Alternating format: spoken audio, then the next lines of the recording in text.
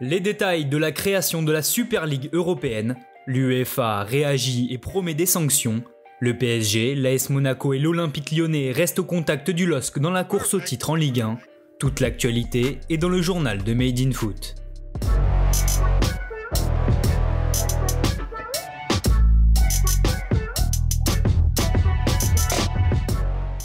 Le football a vécu une soirée historique.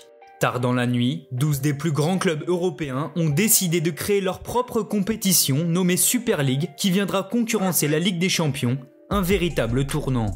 Parmi les clubs fondateurs, on retrouve donc le Real Madrid, le FC Barcelone, la Juventus, Manchester United et Liverpool. Et pour l'instant, le Paris Saint-Germain et le Bayern Munich ne prennent pas part au projet. Concernant le format de la compétition qui pourrait officiellement être lancé le plus tôt possible, 20 clubs seraient répartis en deux poules de 10 pour que chacune des équipes rencontre ses 9 adversaires lors d'une phase de match aller-retour avant une phase à élimination directe. Mais alors, pourquoi créer cette nouvelle compétition ? La réponse est simple et tient en un mot de 6 lettres, l'argent. Les 12 clubs estiment que les audiences de la C1 ont baissé et que la compétition manquerait de plus en plus d'attrait. Dans leur communiqué, les clubs fondateurs expliquent vouloir proposer des matchs de meilleure qualité et générer des ressources supplémentaires. Le chiffre de 10 milliards d'euros de revenus générés durant une phase initiale est même avancé, alors que les clubs membres se répartiront 3,5 milliards d'euros au lancement. Fermement opposé au projet, l'UEFA a promis des sanctions pour les participants, à savoir un bannissement de toutes les compétitions organisées comme les Coupes d'Europe et les championnats nationaux. Les joueurs participant avec leur club pourraient également être interdits de sélection. Alors à quoi ressemblera le football de demain ? La question reste encore et toujours en suspens. En France, la course au titre fait toujours rage et hier, le Paris Saint-Germain a sans doute vécu un tournant. Opposé à l'AS Saint-Etienne, le club de la capitale s'est imposé 3-2 après une fin de match complètement folle. Mené 1-0 après un but de Bouanga à la 78e minute, les hommes de Pochettino réagissent dès l'engagement et Mbappé égalise à la 79e.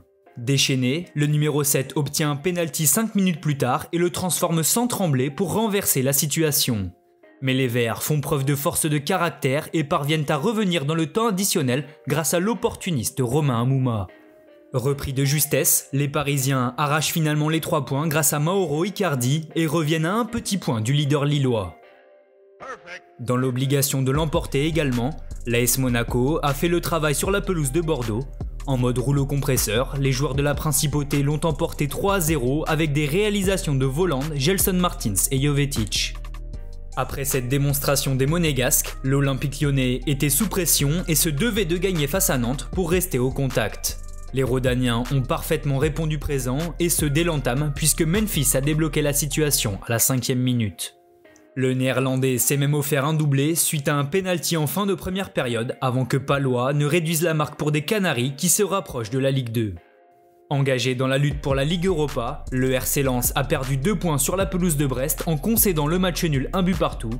Après un but contre son camp de Cahuzac, Kakuta sur penalty a permis au sang et or de limiter la casse. Dans le même temps, le FC Metz a enchaîné un 5e match sans victoire en championnat en réalisant le match nul 0-0 face à Reims.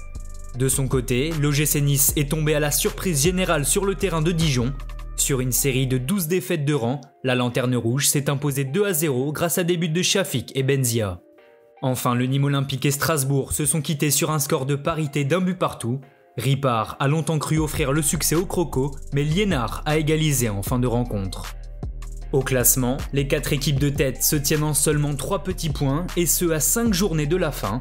Derrière eux, c'est tout aussi serré puisque Lens reste 5e mais ne compte plus qu'une longueur d'avance sur l'OM et 2 sur le Stade Rennais. En deuxième partie de tableau, Bordeaux continue de glisser dangereusement vers la zone rouge et se retrouve 16e. Lorient est toujours premier non relégable mais reste à portée de Nîmes barragiste et Nantes 19e. Merci à tous de nous avoir suivis, n'hésitez pas à vous abonner, liker et partager, on se retrouve très bientôt pour un nouveau journal.